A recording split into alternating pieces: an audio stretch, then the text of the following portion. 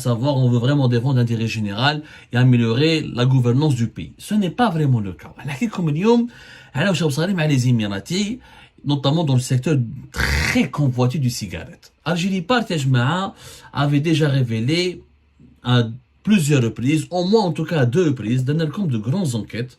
La première, elle a été publiée, comme la date précise, c'était une rediffusion en octobre 2023, mais sa première diffusion, nous avions une première diffusion. Donc on colle comme Yanes, rappelez-vous de ce que nous avions dit il y a de cela 4 mois, c'était le 19 septembre 2023. La première révélation, la première enquête que nous avions faite sur le marché du tabac en Algérie, on a expliqué comment le régime Tebboune veut torpiller, veut enlever ce marché du tabac qui était sur lequel les Émiratis en Algérie exerçaient une emprise depuis 2002. Et cette emprise a pris des proportions inédites et historiques depuis 2016. Et on a expliqué comment ce marché qui pèse plus de 3 milliards de dollars. Et quand on dit que le marché des cigarettes il pèse 3 milliards de dollars, c'est une estimation minimale. Parce qu'il y a beaucoup de trafic. Il y a beaucoup de cigarettes qui sont vendues sous le manteau, la contrebande. À la belle comme la majorité des cigarettes vendues illégalement en France viennent de l'Algérie, de trafiquants algériens. Plusieurs stewards en Algérie, des importateurs, des contrebandiers, des réseaux entiers sont démantelés régulièrement par les services de sécurité en France, des réseaux de contrebande et de trafic et de transport illicite et illégal de quantité considérable de cigarettes. Les cigarettes en Algérie, donc après le pétrole et le gaz, c'est le deuxième secteur le plus juteux. Très juteux. Ce marché était monopolisé par les Émiratis. حكيناها déjà كيفاش les Américains sont intervenus parce que Abdelmajid Tebboune et son système voulaient dégager ou la sorte éjecter du marché la fameuse Time, la société algéro-émiratie de fabrication du tabac, qui est le représentant exclusif du groupe américain, le géant américain Philip Morris International en Algérie. On a expliqué que Philip Morris, ce que les dirigeants algériens ne savaient pas, c'est que les Américains étaient partenaires des Émiratis en Algérie. Les Américains, ils ont pris une participation, le fonds d'investissement émirati qui s'appelle AITA, qui a lancé la Stime en Algérie en 2002. On l'a expliqué. Ça, c'était en septembre. C'était quand exactement, comme la date, le 19 septembre 2023. Ou récemment, c'était je crois en décembre dernier, pas loin, je crois que c'était le 19 ou le 13 décembre. Pardonnez-moi, je retrouve juste la date. C'était il y a 1 mois, le 14 décembre 2023. On avait déjà apporté des révélations assez importantes et on avait déjà introduit notre grosse enquête sur le marché des tabacs en Algérie. On a fait l'enquête, les pratiques occultes dans la société UTC. Parce que les Émiratis en Algérie sur le marché des cigarettes, ils ont commencé en 2002 avec la Stime, qui a été créé en partenariat avec la Société nationale des tabacs et allumettes. Ensuite, à partir de 2016, les Émiratis sont encore partis très loin. Ils ont créé une autre société où ils ont fait un montage totalement obscur qui a été dénoncé uniquement par l'Algérie Part à l'époque et expliqué uniquement par l'Algérie Part en 2017 et en 2018 et jusqu'à aujourd'hui encore. Ça fait 4 ans, on a tiré la sonnette d'alarme sur le business secret des Émiratis dans le marché des cigarettes en Algérie et les opérations illicites. هذاك الوقت تبون ما هدرش كان البريمير مينيستر في 2017 il s'est jamais attaqué aux Émiratis à l'époque في début 2020 il s'est pas attaqué aux Émiratis ودونك نوريكم certains documents يخلعوكم parce qu'on a ramené des documents etc où jusqu'à 2021 les Émiratis faisaient des transferts de devises depuis l'Algérie jusqu'à l'étranger dans plusieurs pays notamment dans des sociétés immobilières et avec la complicité de la Banque d'Algérie et des banques algériennes. Les Émiratis sont représentés par 2 sociétés, la Stime et UTC. UTC est de l'United Tobacco Company, ils sont majoritaire FEA et qui a le monopole de la commercialisation de toutes les cigarettes qui sont fabriquées, produites par la Stime, la société algéro-émiratie. En réalité, les Émiratis produisent avec la sous-licence américaine, en partenariat avec les Algériens, du Marlboro et du LM en Algérie.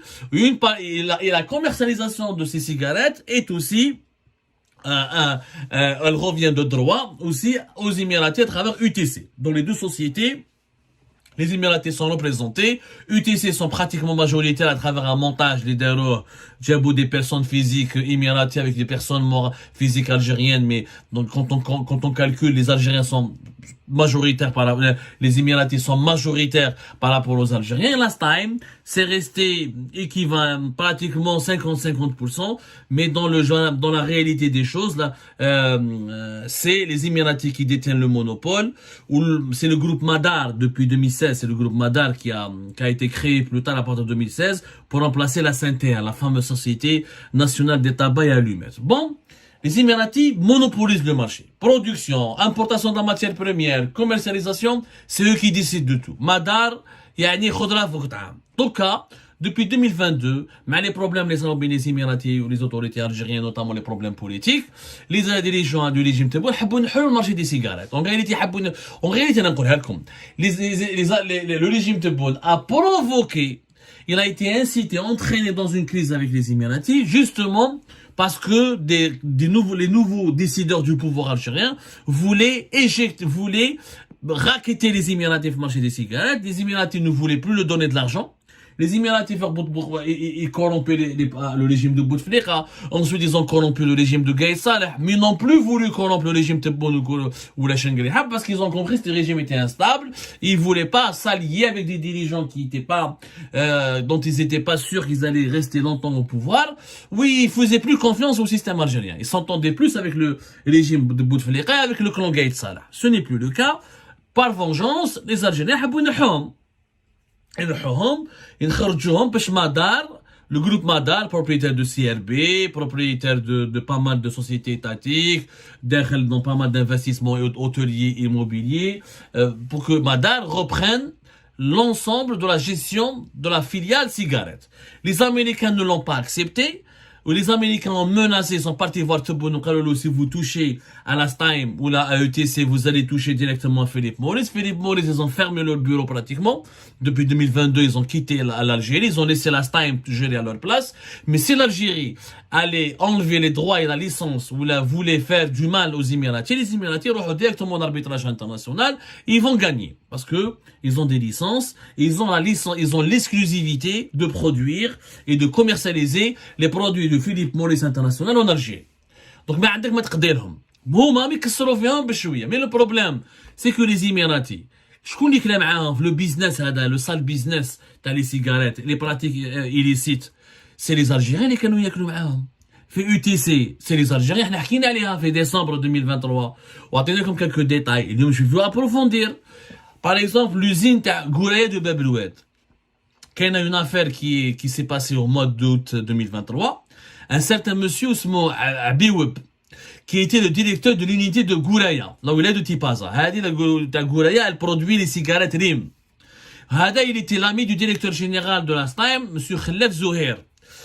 Monsieur Abiweb, il a été pris en flagrant délit avec des quantités de cigarettes dans son bureau. Il sert la production. Il sert les cigarettes de l'usine pour les revendre sur le marché informel. Il a été suspendu, il a été envoyé vers une commission de discipline, mais lors de son passage devant la commission de discipline, il a trafiqué avec l'auditeur Rachid Hachid. Ce dernier d'ailleurs, il a été menacé de suspension par les membres de la commission de discipline. Ou qui m'a dit, l'auditeur Rachid Hachid, il est mort de crise cardiaque. Il a eu une crise cardiaque, parce que il s'est retrouvé en train il a fait l'objet d'un complot de la part des responsables algériens, pas émiratis, parce que les Émiratis les Émiratis l'Algérie sont la complicité et la participation des Algériens. Les Émiratis volent, développent, en tout cas ils volent dans le cadre de la filiale des cigarettes, de la projet Stime et UTC. Effectivement, il y a pas mal de pratiques illicites, mais ils ont été encouragés et avec la complicité des Algériens. À la fête à l'usine de Gouraya, les services de sécurité peuvent aller voir monsieur, ils peuvent s'intéresser au sort qui a été réservé à monsieur Rachid Hachid, comment il est mort, dans quelles conditions il est mort, monsieur Abiweb, comment il a été repêché alors qu'il a été pris en flagrant délit de vol, et les relations avec le directeur général Khalef Zouher. Donc, c'est l'affaire de l'usine Gouraya de Bab El Oued, de fabrication des cigarettes Rim. Premier cas. Deuxième acte. Quand il y a une usine de Qli'a. Qli'a, qui est une usine de Stein qui fabrique les cigarettes de Philip Morris, les Marlboro. Les fameuses cigarettes américaines. Alors, chaque fin du mois, nous avons démontré, nous avons constaté au cours de nos investigations qu'il y a une matière première qui est importée depuis l'étranger, le tabac, qui est non utilisée. Et la matière première a été déclarée non récupérable. Mais le directeur de l'usine de Qli'a, un certain monsieur Boussata, il a mis en place, il a mobilisé une nouvelle chaîne de fabrication, spécialement pour transformer ces déchets, ces déchets qui étaient non récupérables, en produits finis, qui ont été ensuite revendus aux grossistes de la région. On parle d'une recette de plus de 8 millions de dinars. 8 millions de dinars, qui est répartie par année dans des enveloppes à des directeurs. Il y a une la matière première, au lieu de la retransformer, on a de la jeter ou la malabelish, une partie de la matière première, une fabrication de cigarettes, mais qui n'est pas écoulée sur le marché formel.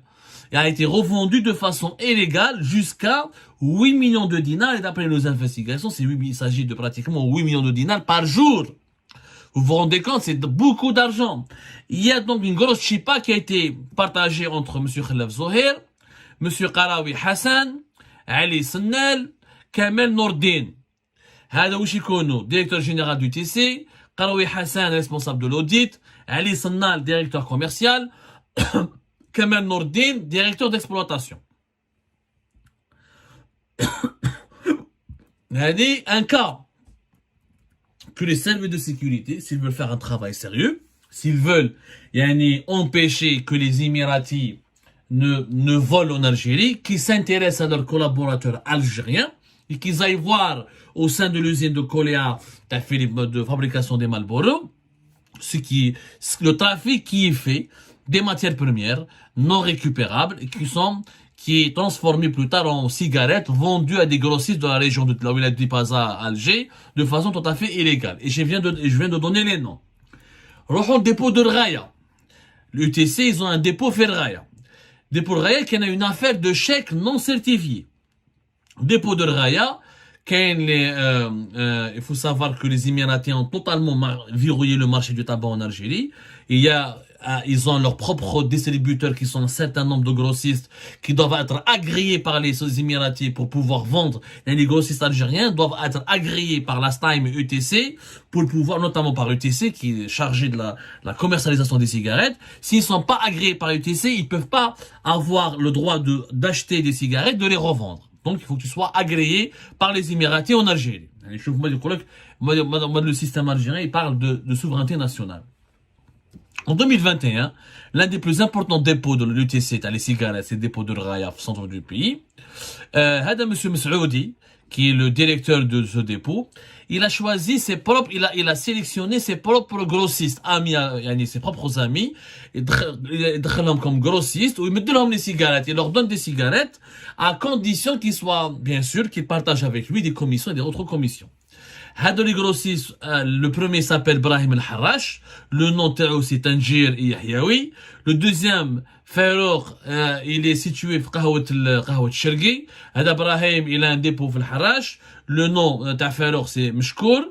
Mansour, il a un dépôt في Tizi Ouzou et son nom c'est Chillet. Mansour Chillet, Farouk Meshkour, ou Brahim Tanjir ou Yahyaoui ont des dépôts, ils prennent M. Messoudi, le directeur du dépôt de Raya, UTC, leur donne une certaine quantité de cigarettes de façon totalement illicite ou là avec beaucoup de faveurs ou là avec beaucoup de privilèges et d'avantages, ils vont les écouler sur le marché. C'est devenu des grossistes choyés par les responsables du TC. Il y a d'autres grossistes, un certain Youssef Houssandi, il a une société qui s'appelle Sarl Abdelrahman, Lies Arwiba, le notaire au Bukhari, ou Amr Femsila.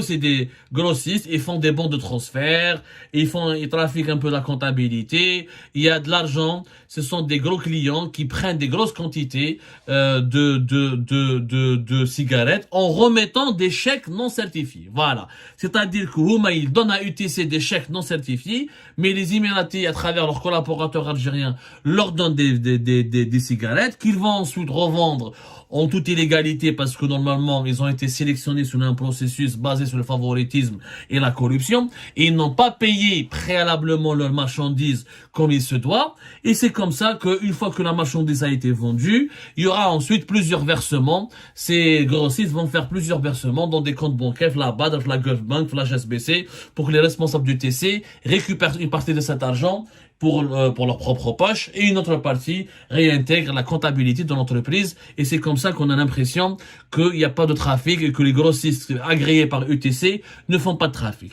C'est un des cas où d'ailleurs il y a beaucoup des services de sécurité ont été alertés, des enquêtes devaient commencer depuis 2021, des chiffres ont été avancés par des sources anonymes, par des lanceurs d'alerte, mais rien n'a été fait. Je dis bien, rien n'a été fait. Bon, il y a des affaires de dépôt d'Awad Sammar, le dépôt de Blida, mais le plus intriguant, c'est l'affaire des transferts à l'étranger.